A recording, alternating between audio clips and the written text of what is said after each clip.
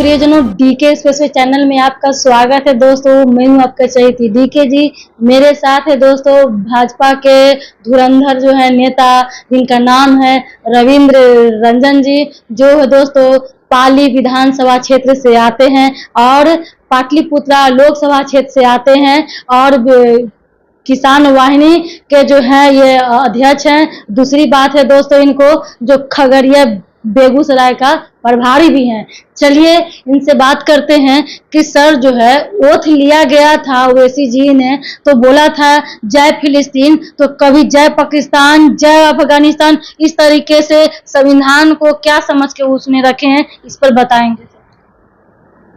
ओवैसी के बयान पर कड़ी कार्रवाई भारत सरकार को करनी चाहिए। ओवैसी के बयान पर कार्रवाई नहीं होने का दुष्परिणाम हुआ कि आज राहुल गांधी ने पार्लियामेंट में हिंदुओं के खिलाफ या राष्ट्रवादियों के खिलाफ गलत शब्दों का चयन किया। अगर उस समय कार्रवाई हो गई होती तो राहुल गांधी को हिम्मत नहीं होती कि वो आज पार्लियामेंट में इस तरह की भाषा का वो प्रयोग करते। राष्ट्र विरोधी ताकतों को कुचलने की जरूरत है और इजराइल हमारा स्वाभाविक मित्र है। मैं फिलिस्तीन की जनता के भी साथ में भारत रहा है, लेकिन जिस तरह से फिलिस्तीन की जनता को आगे करके ये कट्टरपंथी मुस्लिम लोग राजनीतिक रोटी सेक रहे हैं, ये बहुत ही चिंता की बात है। और पूरे देश में इस तरह का माहौल बनना चाहिए। क्या उनका संसदीय जो है सदस्यता खत्म होनी चाहिए? संसदीय सदस्यता के साथ साथ उनको जेल में भी जाना चाहिए। बाहर बोलते तो अलग मैटर करता है, जब यहाँ पर मैं एक ओथ ले रहे हैं, ओथ लेते के शाम में आप यहाँ पर उसमें बोल रहे हैं। बाहर तो ये लोग बोलते ही रहते हैं। बाहर तो इनके यहाँ मस्जिद में, इनके घरों के क्या नाम है, बंद चार दीवारी में तो यही सब वातावरण चलता ही रहता है। ये लोग भारत के पक्ष में थोड़े ही बोलते हैं, ये लोग तो भारत के विरोध में ही बोलते रहते हैं। और ओवैसी इसके अगुआ हैं, इसलिए ओवैसी को अविलंब जो है भारत सरकार जेल में डाले, उन पर कार्रवाई हो और एक जांच कमेटी बैठे कि वो किन शक्तियों के इशारे पर इस तरह की भाषा का इस्तेमाल करते हैं। तो आगे क्या लगता है, हर जगह क्या 5 साल तक ठीक से राहुल गांधी जो है सदन चलने देंगे? जिस तरीके से कानून का जो कॉपी जो है, संविधान का कॉपी लेकर के हल्ला गुदल मचा रहे हैं और एक मोहरा बना रहे हैं अवधेश जी, जो है अयोध्या को लेकर के इस तरह से मोहरा बना करके, क्या ये उचित है? देखिए, राहुल गांधी को संविधान को फाड़ने का पुराना शौक रहा है। मनमोहन सिंह जब देश के प्रधानमंत्री थे और ये युवराज थे, असली राजा यही थे, तो उन्होंने एक सर्वसम्मत कानून जो पास हुआ था पार्लियामेंट में, उसको उन्होंने अपने हाथ से 4 टुकड़े कर दिए थे और पूरा मीडिया ने इसको छापा था। तो राहुल गांधी कानून को अपने हाथ में लेकर चलते हैं। जैसे 25 जून जो है 1975 में आपातकाल किया गया था, अपने को आपातकाल उन्होंने लागू किया, तो वो तो देश पर एक तरह से तानाशाही उन्होंने लागू की थी। लेकिन राजनारायण जी ने इसको चैलेंज दिया कोर्ट में और इलाहाबाद कोर्ट से इनको हराया और फिर रायबरेली से जब चुनाव लड़ी तो वोट में भी उन्होंने हराया।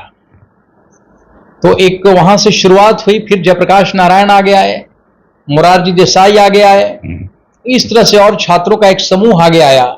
हालांकि उस आंदोलन की बहुत गलत उपज भी हुए। लालू जैसे अराजक नेतृत्व के हाथ में बिहार गया, मुलायम सिंह यादव जैसे लोग आए, लेकिन नीतीश कुमार, सुशील मोदी जैसे अच्छे लोग भी उस नेतृत्व से उपजे, पैदा हुए। तो ये लोग तो बराबर, इन लोगों को तो लगता है कि यह देश हमारे इशारे पर चलना चाहिए, हमारा खानदानी यहाँ पर शासन और हुकूमत है। ये लोग कहते भी हैं कि मुगलों के बाद सबसे लंबे समय तक शासन करने, मुगलों के बाद अंग्रेजों और उसके बाद सबसे ज्यादा शासन हम ही लोगों ने किया। दूसरी बात, हिंदू की बात आपने कही, तो राहुल गांधी कहीं से हिंदू नहीं है। उनके पिताजी जो राहुल गांधी हैं, राहुल गांधी के पिताजी पारसी थे और इनकी माताजी क्रिश्चियन हैं। इनको कभी भी वो हिंदुत्व की बात करते हुए या हिंदू संस्कार में ढलते हुए किसी ने नहीं देखा है। चुनाव के वक्त ये जरूर मंदिरों में चले जाते हैं, यकदा टीका कर लेते हैं, या फोटो खिंचवाने के लिए मीडिया को बाइट देने के लिए जनेऊ भी पहन लेते हैं, लेकिन नहीं, ये हिंदू हैं। इनकी बहन की भी शादी ईसाई परिवार में ही हुई। तो ये तो बिल्कुल हिंदू, मुस्लिम, पारसी, ईसाई, ऐसे ही जो मोतीलाल नेहरू जो थे उनके भी पिताजी मुसलमान ही थे, उसी से कन्वर्ट होकर के हिंदू हुए। तो इनका जनरेशन कहीं से भी हिंदू नहीं है, और इसीलिए हिंदुओं के खिलाफ इनके मन में नफरत का भाव भरा हुआ है। सर, एक लास्ट क्वेश्चन आपसे है कि बंगाल में हिंदुओं पर अत्याचार त्राहिमाम हो रहा है, यहाँ तक कि बीजेपी कार्यालय वहाँ भी है, वहाँ पर जो बुलडोजर चल गया है, तो इस पर आप क्या कुछ कहना चाहेंगे? देखिए, बंगाल में तो शुरू से एक अराजक स्थिति रही है, वहां के वातावरण में अराजकता घुली हुई है। ममता बनर्जी जब से आई हैं तब से उन्होंने पूरी तरह असामाजिक तत्वों के हाथ में शासन और प्रशासन दे दिया है। मैं बंगाल में किसान मोर्चा का प्रदेश प्रभारी रहा हूं। अमित शाह जी जब राष्ट्रीय अध्यक्ष थे तो उनकी टीम में हमारे अध्यक्ष वीरेंद्र सिंह मस्त थे। तो मैंने बंगाल को 3 साल तक बहुत करीब से देखा है, पूरे प्रदेश में घूम करके।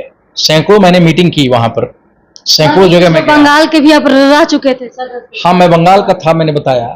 तो मैं बंगाल को जानता हूं। जब तक ममता बनर्जी को वहां से नहीं हटाया जाएगा तब तक शांति नहीं आ सकती, और ममता बनर्जी को हटाने से ही नहीं होगा केवल काम। अगर कांग्रेस आ जाएगी, कम्युनिस्ट आ जाएगी, तब भी नहीं बनेगा। वहां भारतीय जनता पार्टी की हुकूमत चाहिए 5 साल।